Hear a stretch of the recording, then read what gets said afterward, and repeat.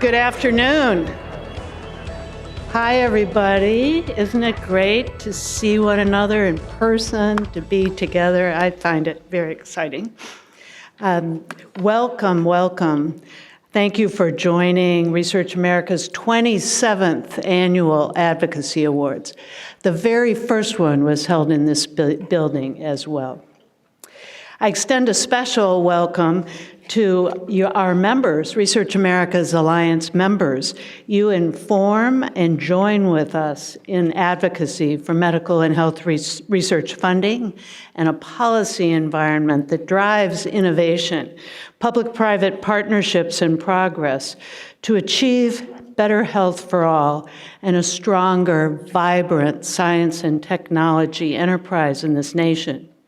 And we thank you, too, for your commitment to public health and your support of all of the agencies, the public and private sector actors who drive the urgency and connectivity that benefit us all and make our nation, as ever, a strong one when it comes to research and development, innovation, and development. And I already said development, sorry. Lots of that, we need it. So I want to thank all of our sponsors, our partners, and our benefactors for helping make this event possible. I hope you enjoyed learning more about them in the pre-event slideshow. We're very pleased to recognize everyone in signage throughout the event this evening. It's a privilege to host this live program that allows us to honor individuals and organizations whose leadership has advanced our nation's commitment to medical and health research and innovation while simultaneously inspiring more advocates for the future. And speaking of leaders and advocates, it's my honor to introduce Susan Dentzer, the immediate past chair of Research America and the president and CEO of America's Physician Groups. Susan has provided invaluable insight, perspective, and guidance to Research America as a member of the board of directors from 2010 to 2023, a significant commitment to our mission. And she has been our board chair for the past 2 years. During her term, Susan helped guide the Alliance through the uncharted waters of the pandemic. Felt like a war sometimes. The uncharted waters of the pandemic, and at the same time, led the board and staff through a year-long strategic planning process to advance Research America's vision for the U.S. to achieve the fastest possible pace of medical and public health progress. Thank you, Susan, for all you have done, and I know that you will continue to do everything possible to assure this nation's health and well-being. It's what you're about. Thank you. Please join me.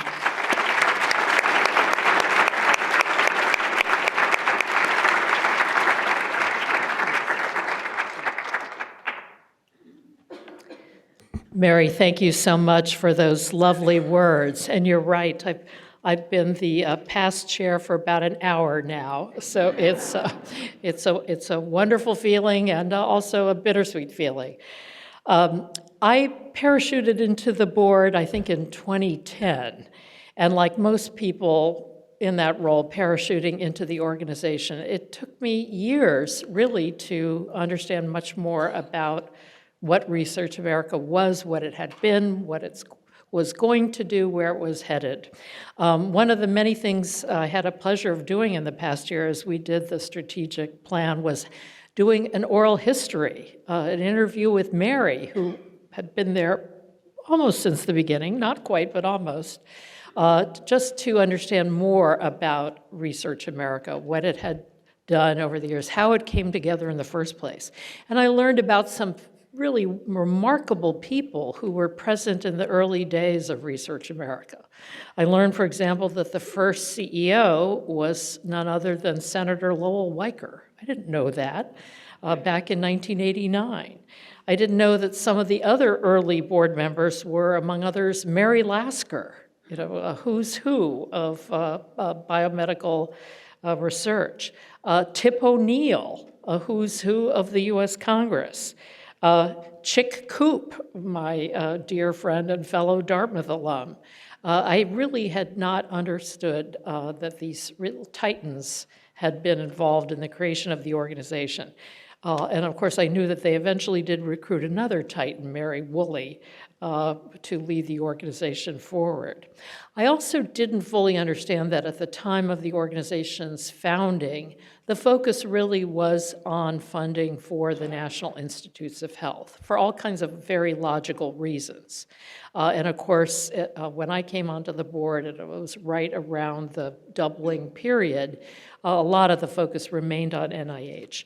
But as we know, now the focus is much, much broader for all kinds of good reasons. Not only do we all care deeply about the funding levels at NIH, and now, of course, ARPA-H as well, but we care deeply about the research that is going on at the Centers for Disease Control and Prevention, at the Agency for Healthcare Research and Quality, an area of research particularly close to my heart. My field is health policy.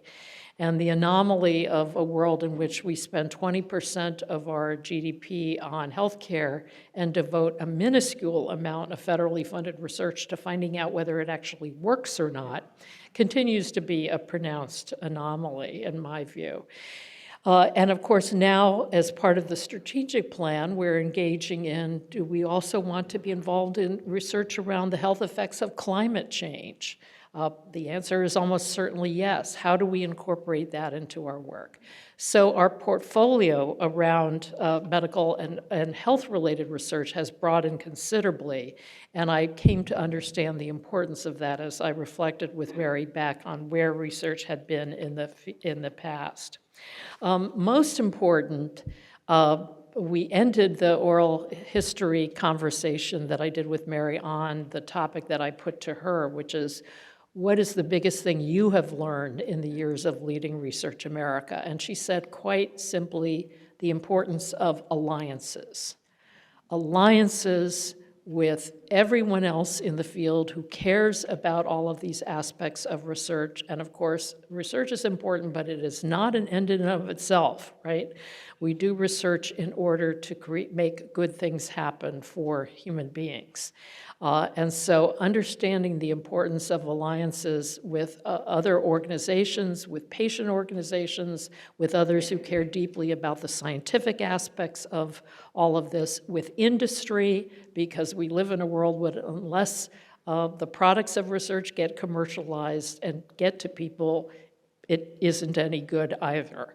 So having all of these alliances, as Mary pointed out, was incredibly important. And that really is why we're here tonight. It's to honor the many people in the alliances that we have in Research America that move everything forward. One of my favorite quotations in life is from the late physician and author Lewis Thomas, who died in 1993 at the age of 80. And of course, many of you will remember he was the president of Memorial Sloan Kettering for a number of years. He was also the medical school dean at both NYU and at Yale, and a leading advocate for federally funded health research in his own right, and of course, himself a leading immunologist. On top of all of that, if that wasn't enough, he was a beautiful, beautiful writer and poet. And his prose was so widely admired that the late author Joyce Carol Oates used to use it in teaching her courses at Princeton, of how you can write about complex topics in a very beautiful way. One of his wonderful books was Lives of a Cell. And in that book, he mused about a lot of things, including genetics and really the seeming randomness of existence. And he wrote at one point, and I'll quote here, "Statistically, the probability of any one of us being here is so small that you would think that the mere fact of existence would keep us all in a contented dazzlement of surprise. We are alive against the stupendous odds of genetics, infinitely outnumbered by all the alternates who might, except for luck, be in our places. And those lines I just find so powerful, that we're alive against the odds of genetics, we're outnumbered by all the alternates who are not here, and we should therefore all be walking around constantly in a contented dazzlement of surprise. I believe those words hold such important lessons for us here tonight.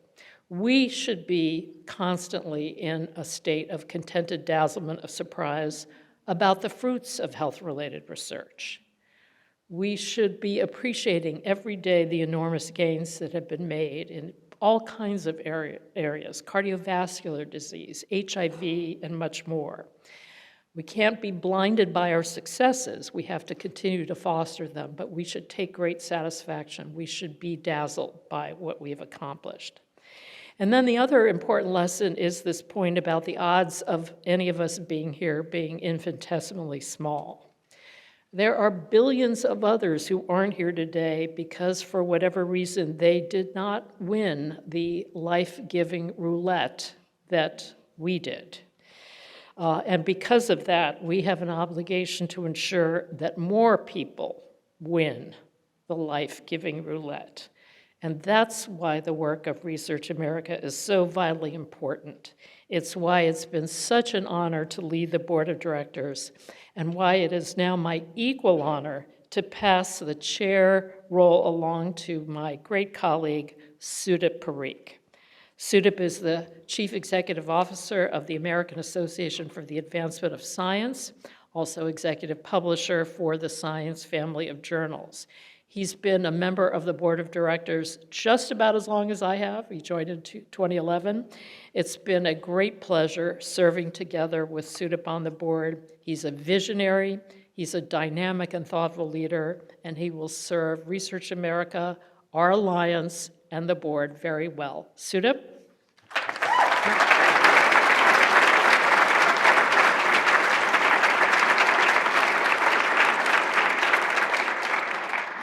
Thank you, Susan. Thank you, Mary. Thank you to the Research America Board of Directors and the Research America staff. I can't tell you, I'm so humbled to be the incoming board chair, and I'm looking forward to what we can accomplish together. But in going through that history that Susan went through, I think it's important to point out that among those titans were the chairs of the Board of Directors at Research America, starting with Jack Whitehead and going through Chairman Paul Rogers, Chairman John Porter, Chairman Mike Castle. And I have to say that there's another titan, and that is Susan Dentzer. You could tell from the speech she just gave. So another round of applause for Susan.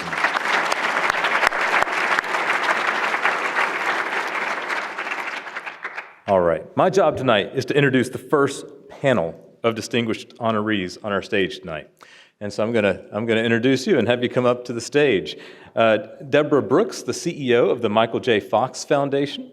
Dr. James Crow, the director of the Vaccine Center and the Ann Scott Carroll Professor of Pediatrics, Pathology, Microbiology, and Immunology at Vanderbilt University Medical Center. Eric Ewers, the co-director of the documentary Hiding in Plain Sight. Dr. Helene Gale, the president of Spelman College. And Dr. Peggy Hamburg, the former FDA commissioner and president of the Inter-Academy Partnership for Science, Health, and Policy, Academies of Science and Health.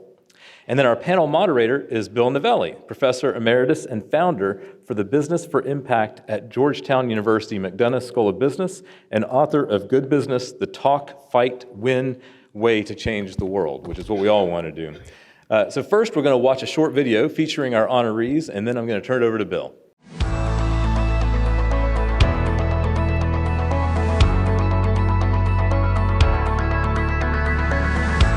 How do you do good science, but do it in a way that's responsive to people? This is an incredibly exciting time for science and for making sure that the opportunities that advances in science and technology can offer actually get applied to some of the most pressing and important problems before us. This new generation of scientists really sits in a position where there are, huge new opportunities, tremendously powerful new tools and approaches, but persistent and in fact growing areas of unmet need to apply all of that to make a difference.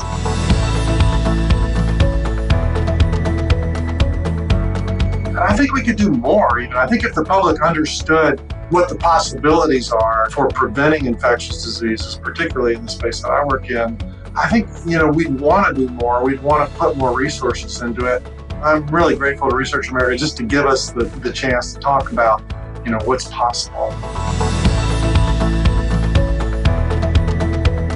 Our organization was founded by a patient, and with patients' unmet needs in mind, our goal was to really figure out how can we bring together a community of advocates and others touched by Parkinson's to move the dial and advance better treatments.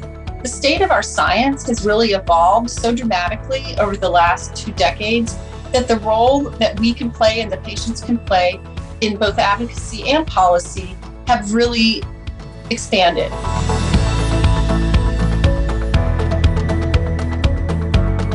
Don't give up when the long-term goal seems unattainable.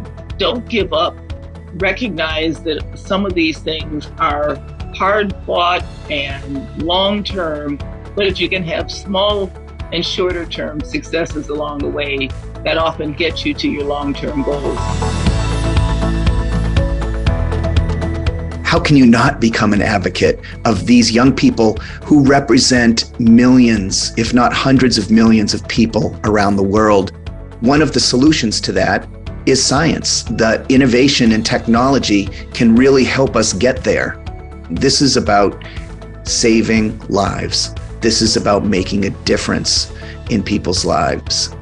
We have yet to fully acknowledge and accept that mental health is just as important as physical health. So, this was a calling. Advocacy is incredibly important, not only for us as individuals, but for mental health awareness. Advocacy takes many forms. I think that it's up to each one of us to understand how best we can be advocates.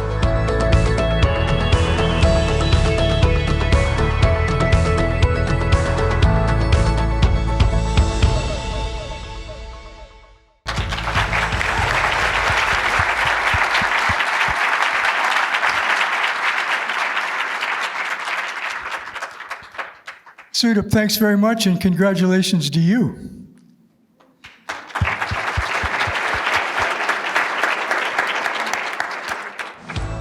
It's a real pleasure to be here with our remarkable panelists. They each have had remarkable and extraordinary achievements in communicating science communication with respect to public health and research and so many related topics. And we're going to have a round-robin discussion. Everybody speak up whenever you want to. We all know that one of the problems with science communication is that the trust in science is diminished when there's so much mistrust in sources out there. And our second panel is going to discuss that in greater depth. So we're going to have a general discussion, and I'd like to start off, just to kick it off, with Dr. Hamburg. So Peggy, why is science communication so important? Well, there are a million answers to that question, and it's really so important. Fundamentally, science communication is important because science undergirds everything we do in our lives every day. Science is essential to the solutions to the great problems before us, because science really matters to all of us as a human community and also to the future of our planet. So being able to communicate what science is essential. It's essential so that we can really embrace all of the opportunity and make sure that the opportunities actually translate into meaningful products for people, solutions to problems, and address critical unmet health and other needs. If we don't communicate clearly about science, we won't be able to get the advocacy that's so vitally important to advance science, to fund critical scientific research and to support scientists and their work in this country and around the world. We won't be able to recruit young people into science and really ensure the future of the scientific enterprise.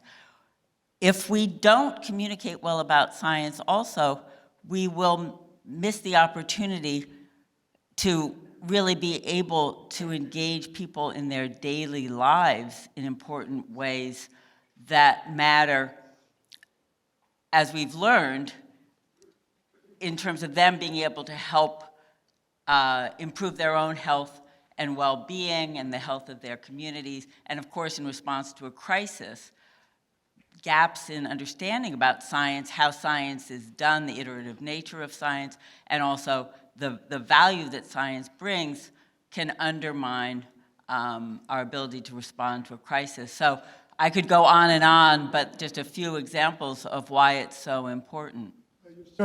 You started us off really well. Debbie, earlier you were talking about all the money that you've been able to raise to put into research. And following up on what Peggy said, how do you communicate that? One of the things that I think is hard for nonprofits to feel empowered to do is to devote some of their mission money towards scientific communication. And what we found, as an organization that was founded by patients, at our core was trying to understand what was really going on and how do you get to better treatments. And one of the early observations was that patients want to be part of the solution they're looking for.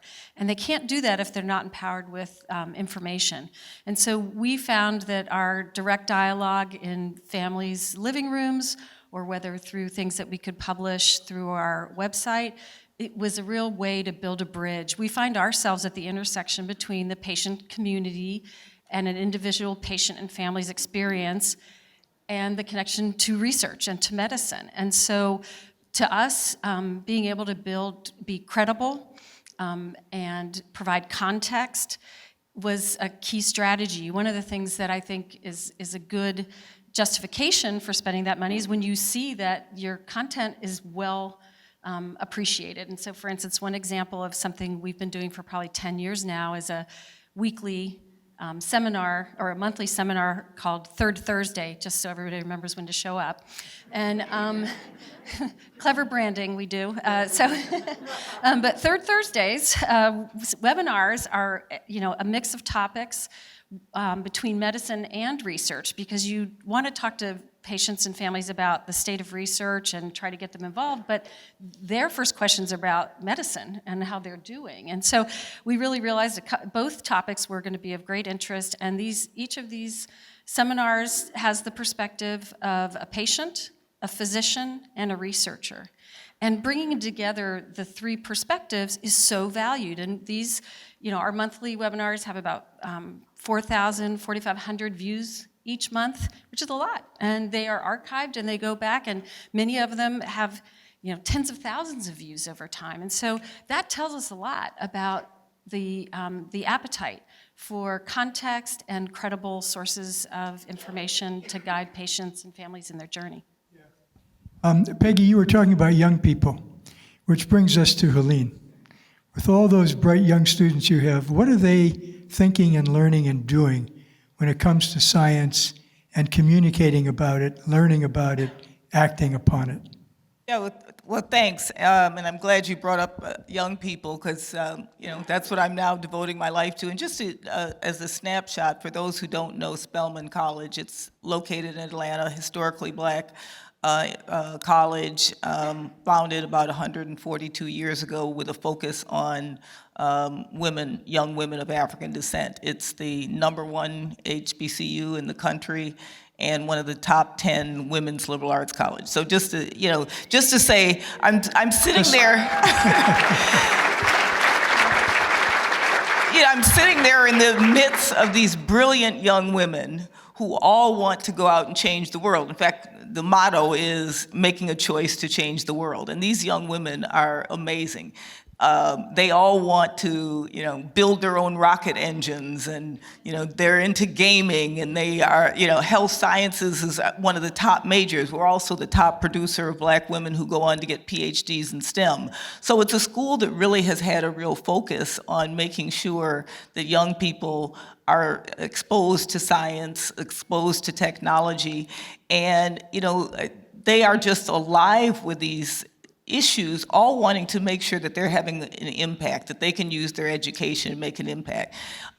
They've got all of these extracurricular activities that, to your point about communication, they've got several health-focused and technology-focused ones, and they're constantly engaging with each other on these issues. So I think they're the best communicators I have seen, and they are so enthusiastic and so alive about it. So it gives me a lot of inspiration to see this young generation thinking about, who are so technologically savvy and thinking about how they can make a difference in the world, and really focusing on how do you not just learn the information, but how do you share it, and how do they put that to use in very practical ways. So it's a great experience to be there. I think I'm getting younger all the time. I'm inspired. So one of the things those young people really understand is social media. And social media is, when we talk about communications, the elephant in the room. And so it's changed the game. How so? Has it changed it for good or for bad when it comes to really understanding, really communicating, really reaching people? Both. Both.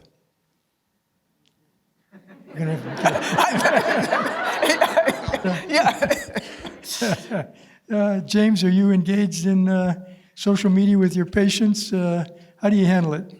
Well, yeah, I would agree it's both. I think one thing I've noticed as we produce academic papers, not that many people get a journal in their office and open up and read about some basic science thing. I'm amazed. But the seeds of the future technologies and benefits are all in there. And I do think that younger scientists are savvy about this stuff. And I know a colleague of mine sort of taught, I'm older, so a colleague of mine who was younger, very savvy about this, we were collaborating on a paper. And he said, well, you have all the tweets lined up, right? And I was like, no, we don't really do that. And so this laboratory, and not only the principal investigator, but all the graduate students were involved, they prepared 10 or 12 little bites of information out of the article. And we were part of the article, and we saw 50,000 people were looking at the content of the article, whereas otherwise probably 100 people would have read it and maybe not even read it. So 50,000. I think the amplification that you can get to a broader audience is good. The downside is I do see our young people sitting in the lab on their phone all the time, and they shouldn't be doing that. They should be working. And I think I've actually looked into some of the neuroscience, even for myself.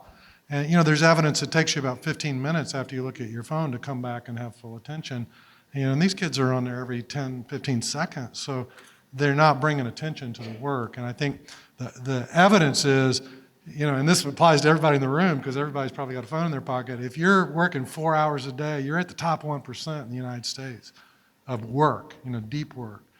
And so to me, I see that as an opportunity. I could probably work 20 hours a week and be killing it. So, there's an upside to that. But I think it's a danger that we lose our attention and our productivity. It's two-edged sword, yeah. No, sorry, I was just going to say, and I think that you mentioned the amplification, and that's, the other side of that amplification in a good way is that we get disinformation. And I think we saw that during COVID, the disinformation and how that took hold even stronger than, our traditional means. And we had to do so much work to undo the disinformation that was going on in the internet. Somebody once said that we are certainly more informed. We're just not better informed.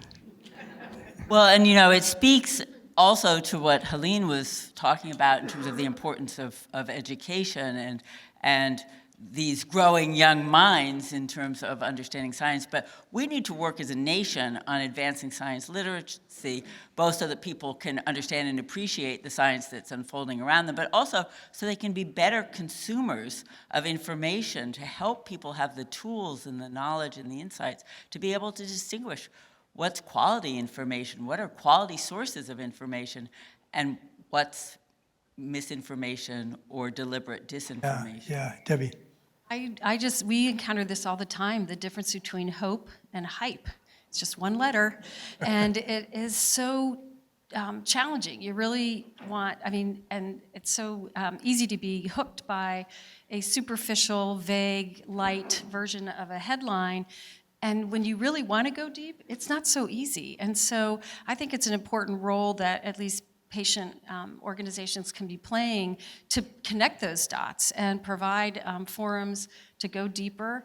Many people would like to, but they just don't know how to find the trusted source. So, and I think even as our PhD teams, our MDs on staff, I mean, it's a good part of how they spend their time is helping debunk the stuff that's way out there, but keep reminding folks that there's a lot of stuff that's pretty bold and exciting and new and worth tracking on. So let's turn to a real communications pro. I'm looking at you, Eric. So Eric's documentary, Hiding in Plain Sight, is a really powerful story about mental illness. Why did you focus there? How did you go about it? How did you tackle it? That's an interesting question. Why did we focus on this? If you want me to be dead honest, because I was asked to. True story, WETA here in DC wanted to make a film on youth mental illness. And they approached Ken Burns, and Ken, I think, knew that my brother and I were the right fit for it. I had worked with Ken for over 30 years. And over that time, he was there when my first daughter was born. He was almost there when we got married. He was very close to my wife and I, and he also saw me go through some of the hard stuff, too. I've had mental health challenges of my own as I've progressed through life. However, I never really thought of it that way until we made this film. And it's suddenly, by listening to the stories of 23 young people from all walks of life, all cultures, all backgrounds, all genders, all of a sudden, I was seeing myself in their stories. And people who watched the film as we were making it saw themselves in this film. And it just grew into this sometimes films can achieve something that we can't. And it's the collective that makes that happen. It's the stories of Sam Fisher, who's here tonight, who is in our film, who has been an advocate alongside my brother and I. And it's just remarkable, the power of storytelling. And when you're dealing with something like mental health, it's part of the answer.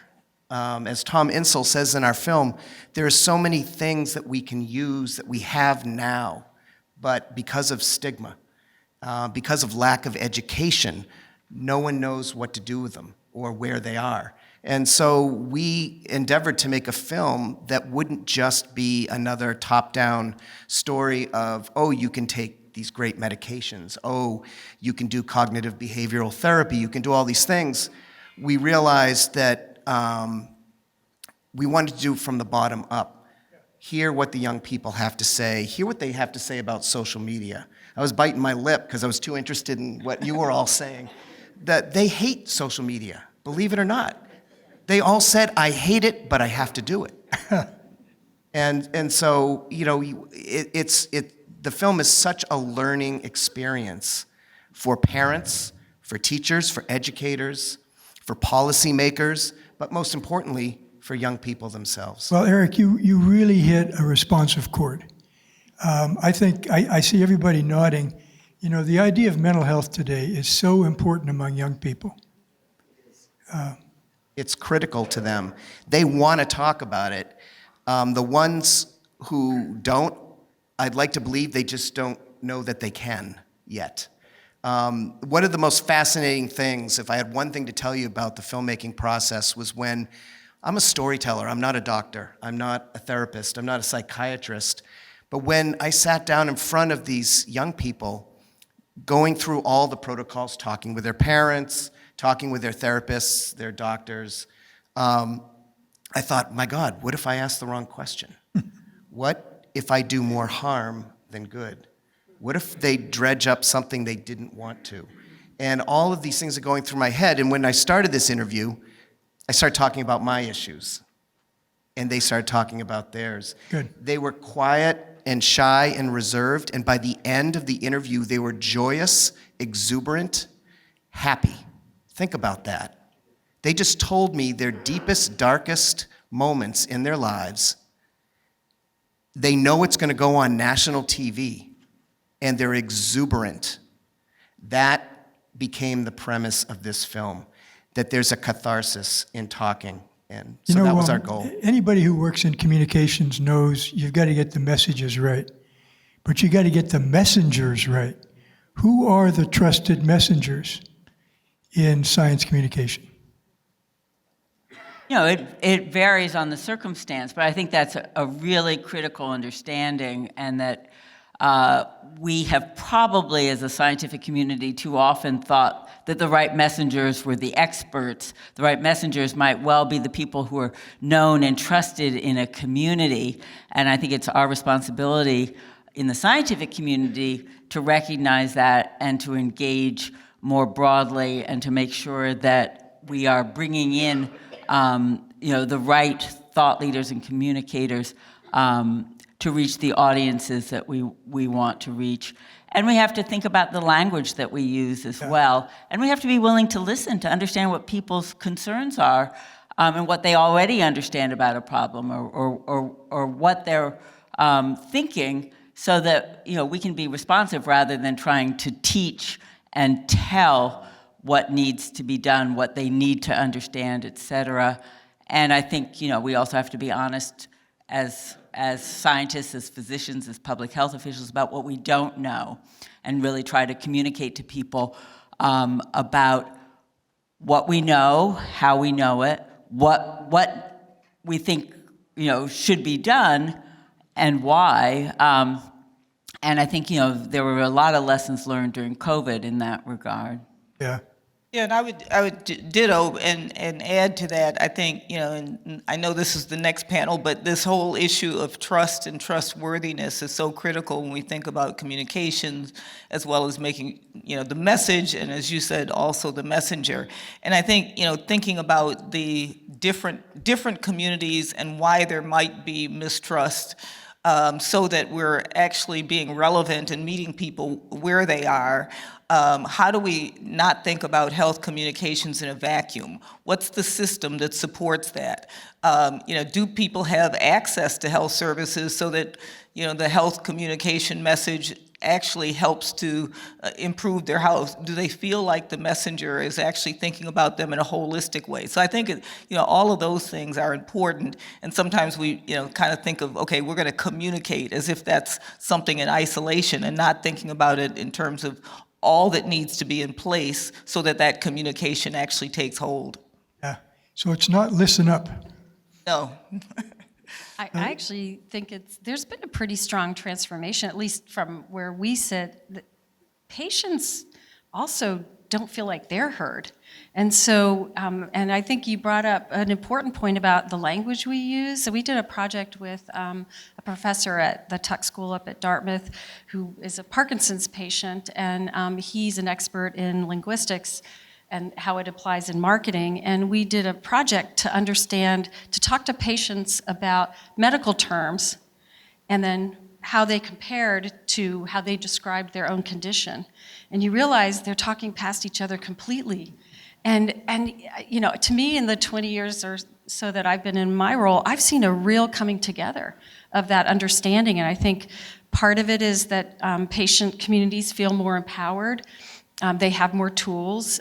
Groups build community more effectively. And I think that the stronger we build the bridges between the patient community and the people who are trying to work on their behalf and make sure that they really are connected, that's very powerful, whether it's physicians or the research community.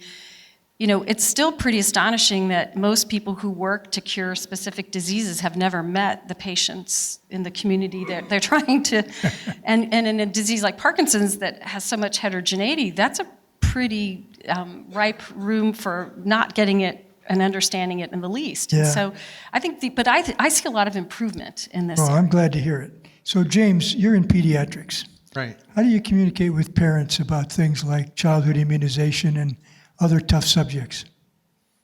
Yeah, this is a really difficult area, I think, because of all the disinformation that's been going on for decades.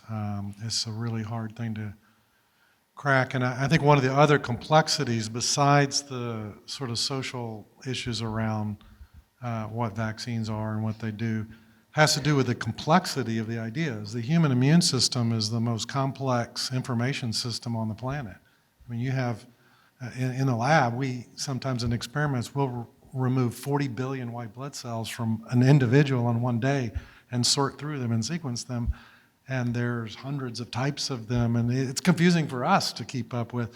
So to say how your body works as a system to coordinate and fight off, recognize, respond, and not hurt your own body through autoimmunity, it's a very complex system.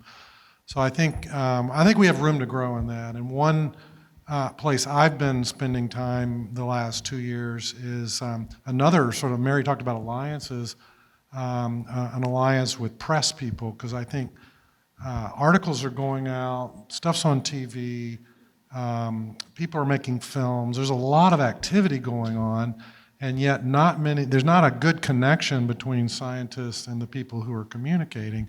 It's not because they don't want to be connected, it's just that connection doesn't exist typically. And so a lot of times our team has been spending time with journalists and just explaining the complexity of the immune system and building models, or how viruses work, or what they are, and are they alive, and these sorts of things. So we've put an enormous amount of effort into building connections to really top-end journalists who want to communicate well. And then there's a feedback loop when the journalists finally get it. They say, oh, you mean it's like this, and then they use the correct vocabulary that most people would understand. And then we want to steal that vocabulary back, so when we're called upon, we use a better metaphor, better languages, so we learn from the journalists. I think that's a really important investment that can Learning from journalists, this is good. Okay, there's a lady out here with a hook, and she's going to drag us off the stage, so everybody gets 9 seconds. We're going to start with you, okay, and go right around. What is your most important insight at this point in terms of science communication? Debbie, use your mic.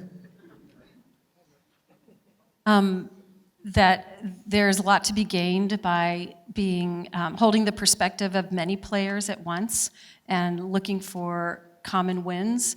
And also common areas of credibility, but we're probably underestimating the positive power of how peer-to-peer communications is making a difference in patient communities. Okay, James, 9 seconds. I strongly believe everybody starts out as a great scientist and artist when they're kids. Kids are amazing, they're curious, and we beat that out of them, and then they turn them into people who have jobs and stuff. And I think if we can communicate the incredible beauty of nature and how it works, people will connect back. And the Lewis Thomas quote was amazing, dazzlement. If you can communicate what we see is amazing and you should be interested in it, then the technology will flow from that. Okay, Eric. He had 18 seconds, so he... All I would say, I'm not a scientist, I'm just a storyteller and a filmmaker, but I think it's very important for people who work in science to remember who they're working for, ultimately. And it's not the dollar sign.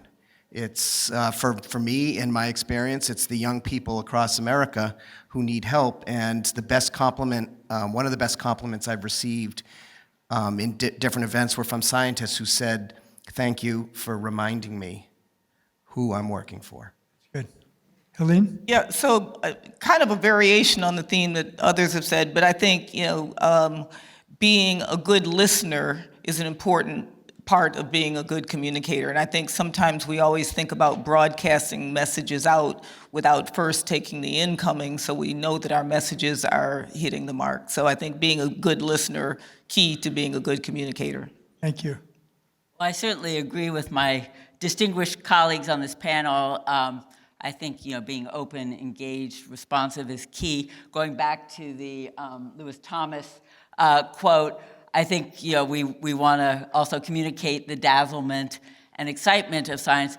I don't think we ever want to be content, though. We want to keep working harder and striving to do a better job.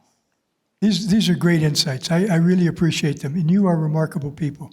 You've done so much, so many extraordinary things. I'm just going to say one thing in closing, which I want to go back to Eric.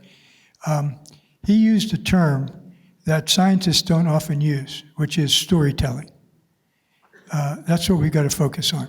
Thank you very much.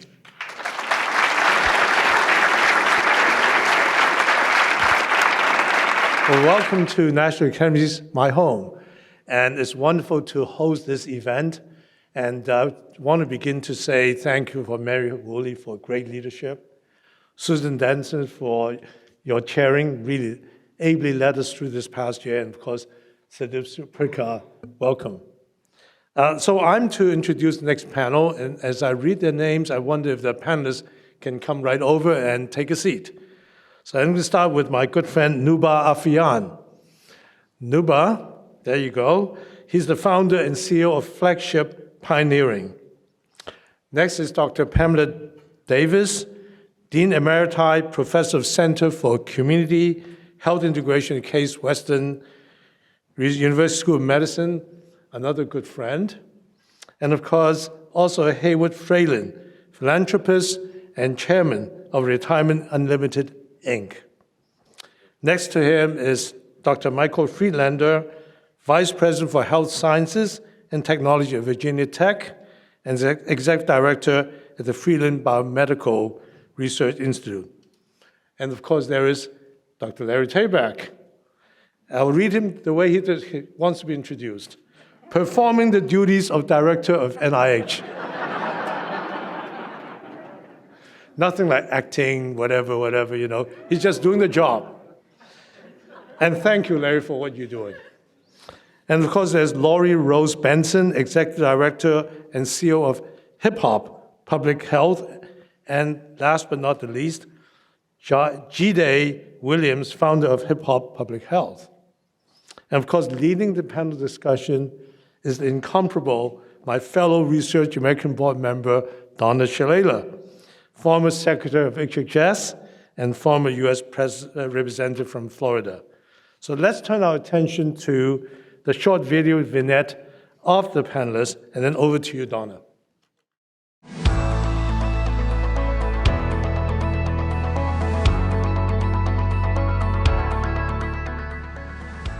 All of the work that has been done thus far has really led to the establishment of new relationships. I think there's now a much better understanding among government entities, the private sector, and of course patient groups. We've never had better collaboration among NIH, FDA, CDC, and BARDA, for example, and we absolutely need to maintain those going forward.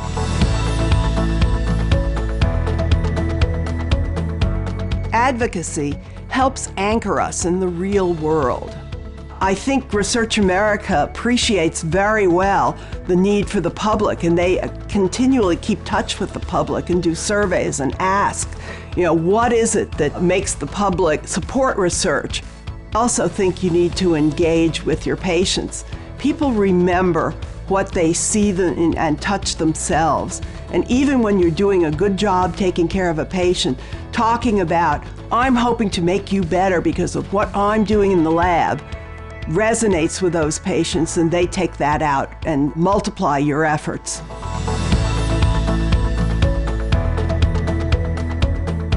Anybody who works in the biomedicine field and life science field, first and foremost, has a keen sense of the ultimate impact, which is improving the lives of patients, including those who are not even yet sick, through prevention. And that is a major motivator to cause one to take the kind of pain and risk that it takes to do the research to be able to find new drugs and new vaccines.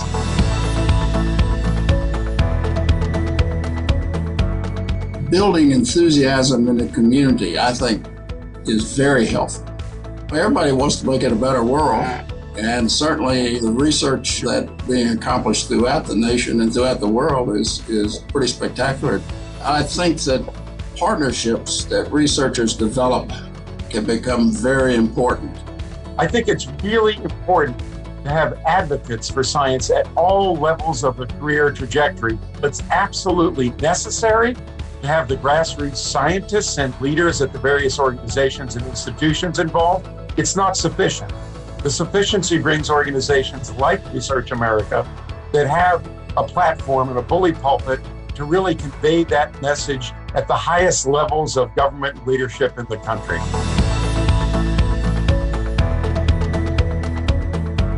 To be able to help spread and scale these resources so we could take away barriers to access so that young people all around this country and even around the world can have access to incredible health education, public health communication resources that can move the needle, in a positive way on health behavior change. You cannot center social justice without centering well-being. And you cannot center well-being without understanding the social determinants of health. We really need great collaborators to join in this fight and to show a true commitment to lifting up those among us who have been left behind.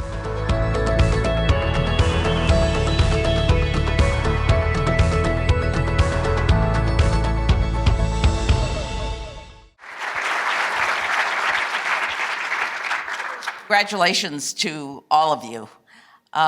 Research America commissioned an actual poll in January, which revealed that more than 80% of the respondents, which were adults, expressed concern about misinformation and disinformation, which of course leads to undermining trust in scientists and researchers and research institutions in particular. As a matter of fact, early this month, the Coalition for Trust in Health and Science was launched with 50 leading organizations who have pledged to take on this issue. And I think all of you have seen trust in science wax and wane over particularly the last couple of years, but for most of us, we saw elements of it much earlier. And in fact, the historical context of this is the history of this country, where we've had a stream of anti-intellectualism since Jefferson. So it's not surprising that we see this popping up, but of course, in COVID, we saw it at a level that most of us had never seen in our lifetime. So Larry, let's start with you. Let me ask you whether you've experienced in your career a shift in the way people view science and scientists. Well, let me start by saying how grateful I am for being acknowledged here today. To be on the same sentence as Mr. Porter is amazing. And of course, it's his legacy that is my starting point to answer your question. Mr. Porter was such a tremendous advocate for science, and he understood how important it was for people to explain science to the general public. So that's not new. We've known this for a long time. What has changed is that, and I'll call them external forces, have prompted people to turn fact on its head, to ignore things that are truths. And then when you superimpose this echo chamber, which in the previous panel talked about social media, you have this deadly combination. And whilst, of course, in the last several years, that's been further amplified. I've seen this throughout my career at NIH and before. And I think the first panel gave some very good suggestions about how this needs to be approached going forward. And I look forward to the comments of my colleagues here on this panel. Pam, how do we distinguish between legitimate questioning and spreading false information? Well, I think that science is meant to be a self-correcting process, and things come out, and sometimes they turn out to be sustained, and sometimes they don't. Sometimes we're suspicious, the scientists are suspicious right out of the gate, and we're pretty sure that there's a lot of disinformation out there, and that's very challenging. I'm not sure all of this is brand new. It's usually attributed to Mark Twain that a lie can go around the world while truth is still putting his boots on. And if you go back centuries before then, Jonathan Swift not only affirmed that, but also said that once the lie was out there, even when the truth comes forward, the lie lingers and reverberates. And remember, he didn't have Twitter to contend with. So I do think that these are issues. I think science is meant to be something where we investigate things. Strange ideas are grist for the scientist's mill. We need to investigate things. There may be an odd idea that turns out to be right. On the other hand, we cannot let things that are harmful to patients stay out there unchallenged. And I think that COVID has brought both of those things to light. Sometimes there are brilliant suggestions or things that are important, and we've investigated them, and it's been important for the patients. Sometimes we've been confronted with drugs that could be actively harmful, or the use of which deprives other patients who get genuine benefit from the benefit of those drugs because they get bought up. I think it's a challenging process, but science is meant to be self-correcting, and the better we teach our students the approach to science, the better off we're going to be. One of the things that we didn't do during COVID is explain to the public that the science, our information about COVID was going to change over a period of time. And they weren't ready for what they thought was flip-flops, but was in fact more information going on.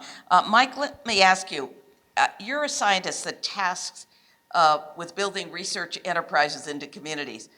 What role does trust in science play in the partnerships that you build? Yeah, it's absolutely critical, and to come back to the point that was just made by Pam, the scientific process is one where we develop hypotheses and then attempt to falsify them. That's the process. We know that in the scientific community. And along the way, we will falsify hypotheses, and we will go on to new ones.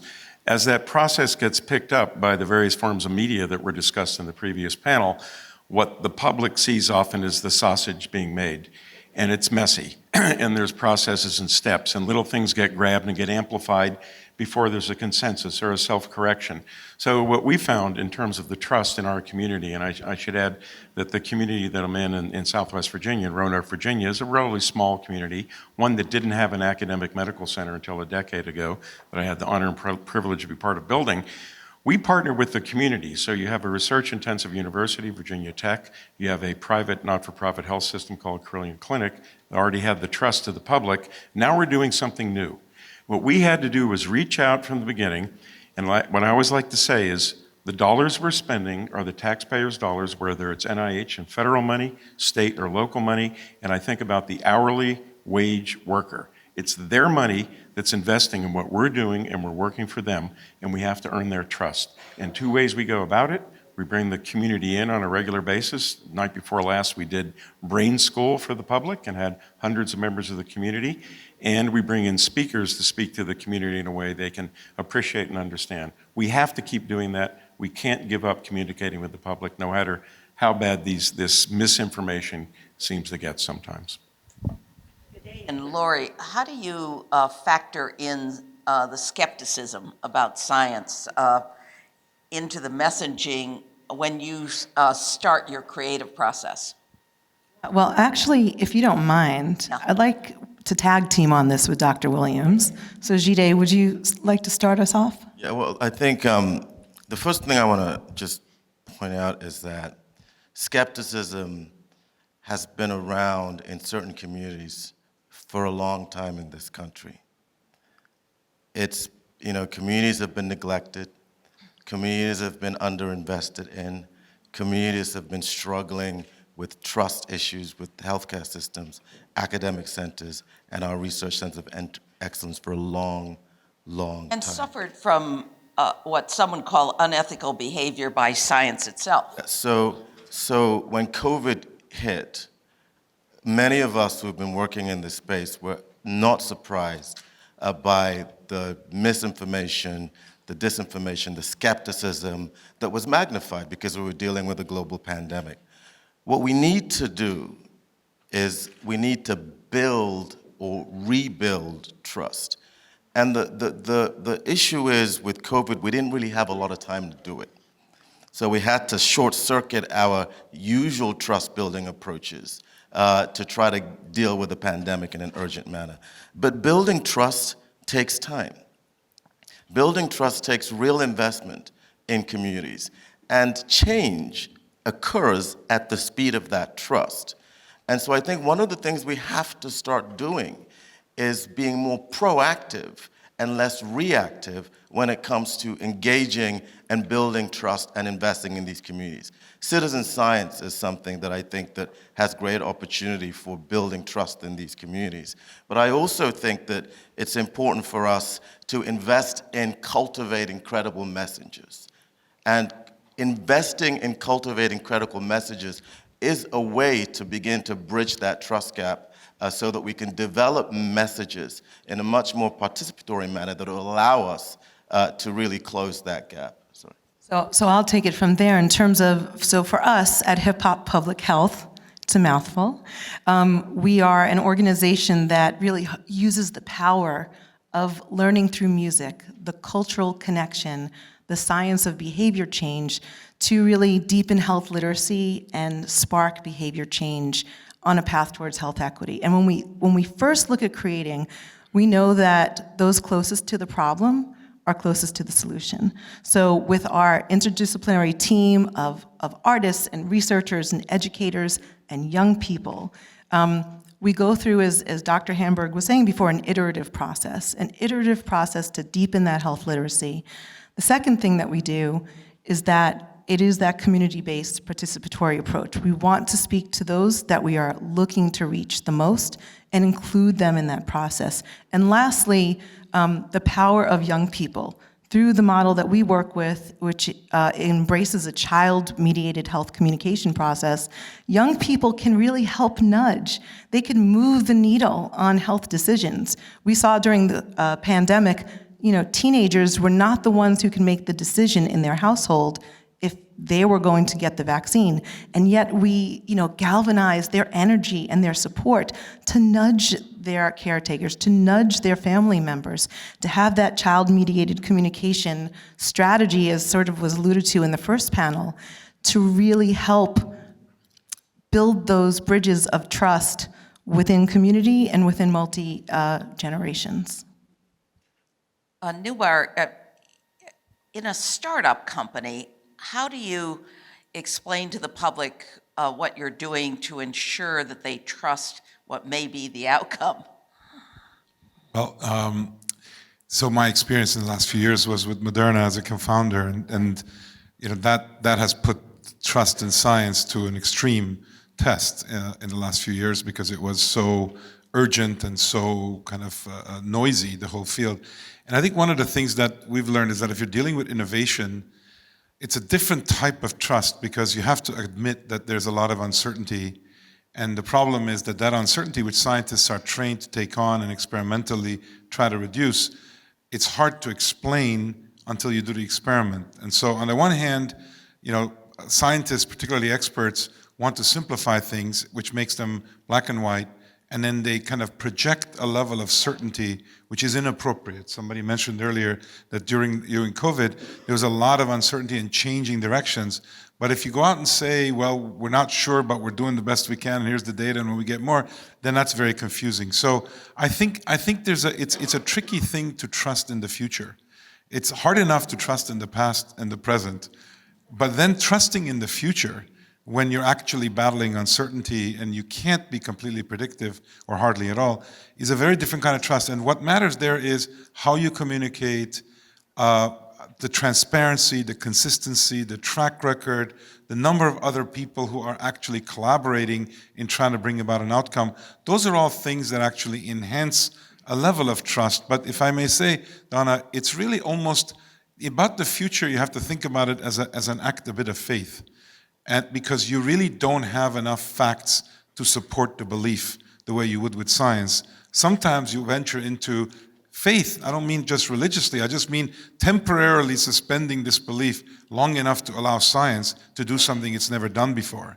How you can project trust in that period of time is much, much harder. And it's about communicating, it's about consistency and transparency. But it's also, as someone has suggested, about trusting the messenger. And the question is, who are the messengers? Well, I was just going to say that to your point, I think credibility is the cornerstone of persuasion. And if someone credible is counseling you to trust in a future, you are more likely to listen to that credible person. So I think one of the It doesn't have to be a scientist. It doesn't have to be a scientist. I think one of the important things that we need to do is to really start unpacking, deconstructing who the credible messenger is. And once we understand who the credible messenger is, we need to cultivate those credible messages and bring them into the process so that they can be our extensions in the community, proactively, so that when another crisis happens, we already have an army of credible messengers ready to support the initiative. If I could just add one thing to that, if I might, Donna. I think it's really important in terms of credibility and trust. You've got to earn it. And the way you earn it is not hyping the latest result that may turn out to do X or Y. It's when you tell people the truth, and the truth may be, this didn't work this time, and we're going to have to take this route. And that's part of the education process, back to the types of communicators, whether they're scientists or whoever they are. And I'm afraid sometimes media tends to want to project things out as if this is the final solution to some problem, and it's up to us to talk to the public and communicate about the scientific process and what's working, what's not working, and how we have to reevaluate things, I believe. The one thing that I haven't had this problem at 82. I don't fool with the social media very much, and I don't watch the cable news, and so it seems to me that the mistrust, unfortunately, has been created by the political world. The politicians always want to find something, each side wants to find something wrong with the other side, and as a result, there are misconceptions created by those who are elected leaders, and I think that we have to, as a society, let them know that we expect better of the political world. But I've learned, just listen to what Mike says, and it's going to be all right. Yeah. So there are a lot of different approaches to this, and you have to understand people's lives and the community that you're working in. So it's got to be more bottom up than top down, it sounds to be like what we're saying. Yes. What I did want to say, sorry, Gita. Going back to the messenger, and this sort of connects to the previous panel as well, it's the messenger, it's the messages, and the tailored messages. It's also understanding the right moment and the right mediums, or the various mediums, because just putting the message out there in one way with one voice is not going to connect to everyone.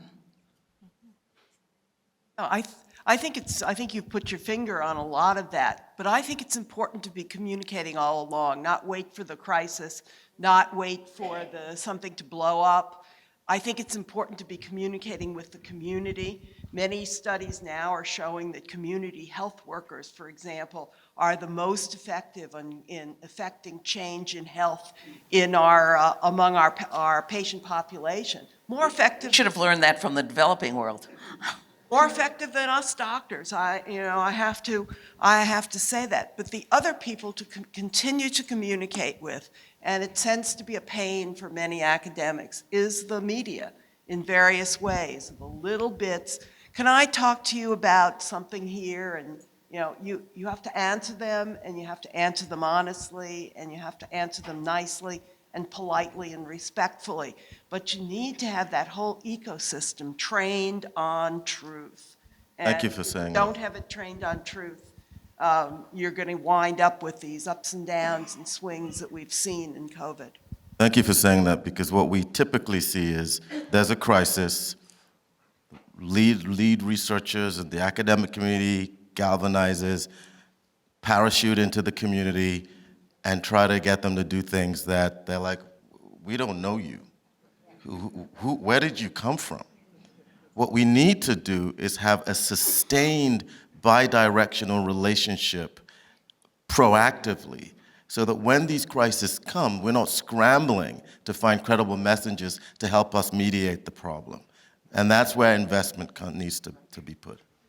We never invest in that, though. That's where investment needs to go. We're trying to do that at NIH. We learned from the pandemic that you, as you said, you proceed at the speed of trust. But one of the things that we've pledged to do is to use that same approach beyond the pandemic in our everyday business. And hopefully we will be successful, in doing that. Larry, one of the things that surprised me since we had the rule when I was secretary is that no one got into their white coats. I used to have a white coat rule that if they were going to talk about science to the public, they had to put their white coats on. So, because people did trust doctors during an earlier period, and nurses. And I think that's the point. It was in an earlier period. I think, unfortunately, as things played out during the pandemic, for a whole range of reasons, there was some mistrust. Some of it because of legacy, some of it because of this hyper, barrack chamber that we have called social media. I think we face the challenge of dealing with confirmation bias, which is now all around us, which is antithetical to the scientific method. Scientists are taught to prove the null hypothesis, and yet the rest of society wants instant confirmation, instant gratification. And so it's that nexus that we have to overcome. Let me go around and see what your best recommendation would be to counter a lot of this misinformation if you had to go through it again. What would you have done in Moderna, for example? It's okay. It's not clear. It's complex. It's tricky because, look, I really want to distinguish when people are using the word truth, knowledge. Those things don't exist when you're doing something that's never been done. And I'll just take the opposite side of this and say we have to be careful that we don't engender trust in things we don't even know to be the truth, so that we make it simple for people to digest what we pretend is the truth. That was what we were dealing with, is that there was this incessant, people insisted that you cannot develop a vaccine in less than 5 years. That was the truth before. The truth we were trying to create was a vaccine that, together with the NIH colleagues, could be developed in months. That could never be asserted as truth. So what do you do as a scientist? Do you pretend that's the truth to get people to trust you? Or do you actually deal with it, get the data, and then try to build trust? And that is, that's why I said, I think it's very different. If people don't want to believe in gravity, that's a different issue of scientific understanding and trust than when you're dealing with a virus that's mutating and you don't know what's going to happen. So I'll just say that it's tricky with innovation in a slightly different way, let alone then getting into the community, which I agree with. The messenger part, I would argue for humility. I think that as scientists, we're all encouraged to become experts. When we're experts, we lose our humility, and we want to constantly say things that are declarative and right, and we're very often wrong. That's the scientific method. And so how do we expose how wrong we might be and still inspire confidence? That's what we struggle with. So I think you have to cultivate and continue to cultivate honest and respectful dealings with the community that that is important to you, and be that the patients or be that the public health, who are not patients yet. And I think the respect for people who are not scientists needs to infuse all of your communications with the public and your patients. The word I'm going to use is messenger, but different kind of messenger. Messenger RNA. And I think if we'd have been telling the story well for the last couple decades and connecting the dots about fundamental discovery, such as the important discoveries about messenger RNA, and we got to the point where we were at our backs up to a wall and a public health emergency, and then had to explain all that, we'd have been better off if we'd been continuing the communication, the engagement, the building a trust process, and not waiting for the next pandemic. Yeah, I think that you make a lot of good points there, Mike, because what happened is that the public wanted immediate answers, and they were not immediate answers. And so, and I'm not sure that the media the media loves controversy. And so the more controversial things became, the more people became concerned. But I think if you can figure out a way for the scientific world to provide answers, some of which might be we don't know, along the way, the public's going to have a lot more confidence. I think it's incumbent upon scientists to become more knowledgeable and conversant with science policy, with communication, and with engagement with communities for all the reasons that everybody has alluded to. I think one of the tipping points in acceptance of the vaccine or vaccines is the engagement of communities who were disproportionately affected, and people saw themselves in people who had volunteered, and I think that went a long way towards building that acceptance. Two things. One, I think for us to be curious. So when someone doesn't have trust or doesn't have confidence, let's ask why. Like, why is it that you think that way? And let's be a little bit more curious instead of a quick sort of judgment in terms of what they bring to that decision. And then the second thing is, if there is some misinformation out there, especially for those that have incredible platforms, those in the media, those in the entertainment world, in the artist world, let's not just call them out or shame them.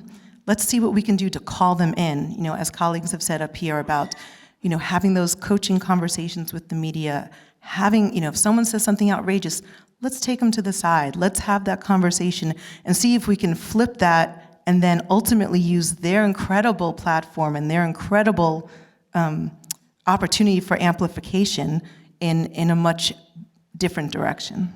Jay? Yeah, so I think that we need to build cultural literacy in our scientists so that they can better engage our communities. And I think we need to build scientific literacy in our communities so that they can better engage our scientists. Thank you very much. Extraordinary.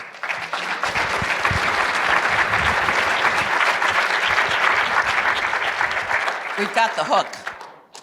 We've got the hook, so we do have to end this. I did once think, after a year in Congress, that maybe no one should be allowed to run for office unless they had taken a couple of science courses. Thank you. Thanks, everybody. Well, thank you. And Donna Shalala, if that were, in fact, a requirement that all members of Congress take science courses, I suspect you could clear the place out pretty quickly. And on a personal note, I must say, my brother and sister would like to hear that. They're both chemical engineers, and of course, I'm the one who went adrift in the family, so they would be thrilled to hear that. Well, good. Well, that was a terrific presentation we just heard, and I want to thank you all for sharing your time, talents, and wisdom with us all. There are two honorees who cannot be with us. Our Edwin C. Whitehead for Medical Research Advocacy honorees, our Senate Majority Leader Chuck Schumer of New York, and Senator Todd Young from Indiana. We have brief video remarks from both Majority Leader Schumer and Senator Young to share with you now. Hello, Research America. This is Senator Chuck Schumer, and I'm sorry for not being able to join you in person today, but I wanted to thank you for this award and share a quick message. I'm truly honored to receive this year's Edwin C. Whitehead Award for Medical Research Advocacy, and I'm humbled to be included in such a distinguished group of honorees who have advanced our nation's commitment to medical, health, and scientific research. We reap the rewards of this research every single day. From vaccines to maternal health practices, Alzheimer's care to substance use therapy, and most recently, COVID-19 prevention and treatment, benefits are literally life-saving. Now, none of this was a certainty. New challenges always mean developing new research capabilities, and I'm proud that we secured the largest down payment in scientific research in decades through the CHIPS and Science Act signed into law by President Biden last summer. This was a major victory. I worked so hard on this for so long, as many of you know. It took years in the making, but now we will regain our lead at the cutting edge of innovation.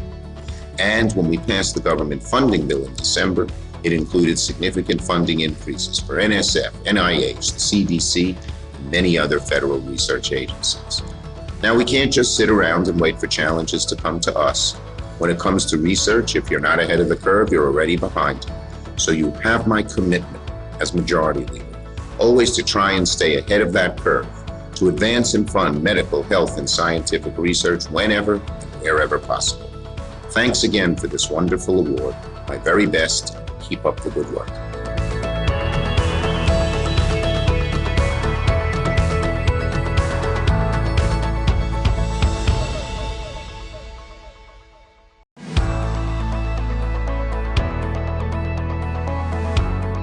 Hi, I'm Senator Todd Young.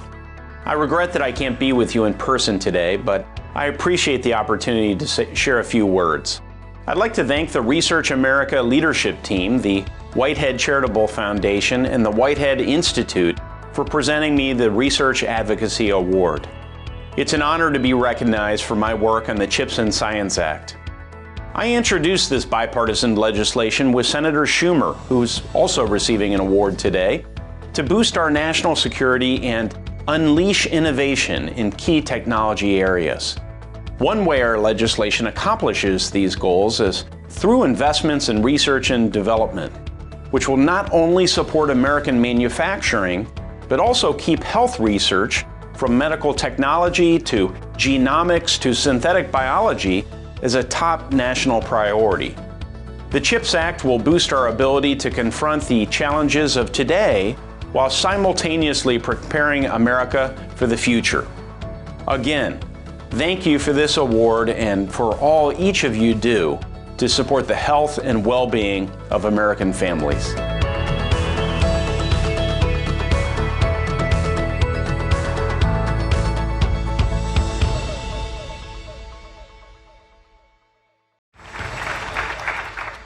Well, thank you, Senator Schumer and Senator Young, for championing science and supporting medical research and progress. We thank you for that. A few of us had the opportunity this morning to present the Whitehead Award to Senator Young in his office, which is a great thrill. And we look forward to making the same presentation to Majority Leader Schumer in the very near future. Now, I would like to turn the podium over to Dr. Bill Hite, Executive Vice President, Chief External Innovation and Medical Safety Officer, as well as interim head of Janssen R&D and member of the Johnson & Johnson Executive Committee. Johnson & Johnson generously supports the suite of outstanding achievement in public health awards. So, Bill, over to you.